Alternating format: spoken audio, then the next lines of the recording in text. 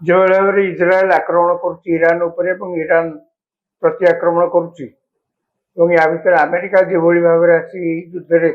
इज्राएल पटर जोग जो भाव में आक्रमण कर दीटा कथा अनुमान आशंका आग को घटी पारे कौन ना प्रथमटी हूँ ये गोटे तृतीय विश्व युद्धर संकेत संकेत सृष्टि कर बिल्कुल माने बहुत देश आशंका प्रकाश कर ये जहा होउची आस्ते आस्ते ये बढ़िबो एवं शेष ये गोटे तृतीय विश्व युद्धर रूप धारण करिवो एई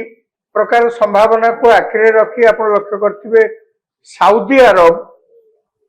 निज एयर डिफेंस सिस्टम को कड़ाकड़ी भितर करछि एवं निजर जो सैन्य बाहिनी को अलर्ट करके रखिछि जदियो सऊदी अरब यही झगड़े किसी संपर्क नहीं सऊदी अरब भितर को जाइनी किंतु संभावना आशंका प्रकाश कर सऊदी अरब जे ये बढ़ी बढ़ी गोटे आगु भयंकर रूप नब एवं से निज देशर सैन्य मान को सजाग करके रखि साराणी से भाव में देखिले अन्य पाखापाखी जिते सब देश अच्छा से माने समस्ते प्राय निजुक या भितर सजाग कर सारे गोटे संभावना आशंका करा जाउची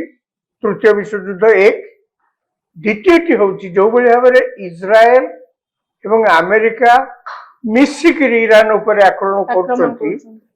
ईरान निश्चित भाव में दुर्बल हो पड़ी जहाँ आप कहले यार शेष परिणति यदि आप आउ आगु को भाविबे केते माने बोमा पकई पारे ईरान उपर केते माने विमान युद्ध विमान में जाकर आक्रमण करि परिबे शेष रे पूरा ईरान ताकू तो ध्वंस करि परिबेनी सेठु देखिबे गुड़ाए जिहादी बाहरिबे माने जहाँ आशंका कराउची आगो को अनेक टेररिस्ट बाहरिबे कहीं ना ताको देश को जदि आपण लगातार आक्रमण करी छारखार कर दियंती ईरान गोटे प्राचीन सभ्यता मन रखा पड़ो 2500 वर्ष अधिक गोटे प्राचीन सभ्यता हाँ एक पारे वर्तमान से जो भाव में शासन चली जी शासन करुचंती